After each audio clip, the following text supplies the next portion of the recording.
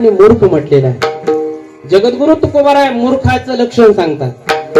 महाराज म्हणतात मूर्ख कुणाला म्हणावं? मोठ्यांच्या मनामध्ये ज्या गोष्टी येत नाही त्या गोष्टी करतो त्याला मूर्ख म्हणावं। बाबा तुमच्या मनात कधी येते का दारू प्यायचं? येते का?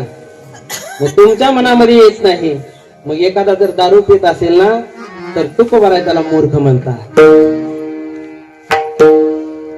तुमच्या मनात येते का तंबाखू खायचं? येत नाही, मग यांच्या मनामध्ये तंबाखू खायचं येत नाही आणि एखाद्याला जर तुकोबाराय त्याला मूर्ख म्हणतात। मी सांगत नाही, महाराज म्हणतात नये त्याची करी श्रेष्ठाची मना, नये त्याची करी श्रेष्ठाची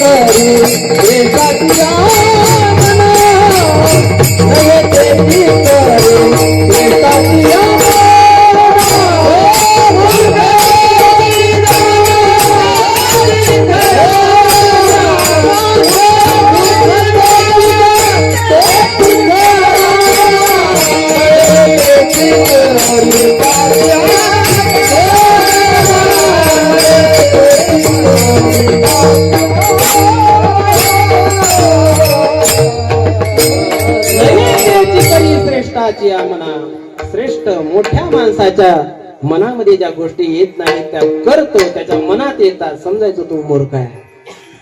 माझे जगद्गुरु तुकोबाराय शहाणे आहे, मोठे आहे, त्यांच्या मनामध्ये कधीतरी परस्त्रीकडे वाईट नजरेनं पाहावं असं आलं का? नाही। मग जे जे कोणी परस्त्रीकडे वाईट नजरेनं पाहत असतील तुकोबारायच्या दृष्टीने ते मूर्ख आहे। नुसते मूर्ख नाही, मूर्खात ते मूर्ख आहे। मोठ्यांच्या मनामध्ये ज्या गोष्टी येत नाहीत त्या करतो त्याला मूर्ख म्हणतात। आणि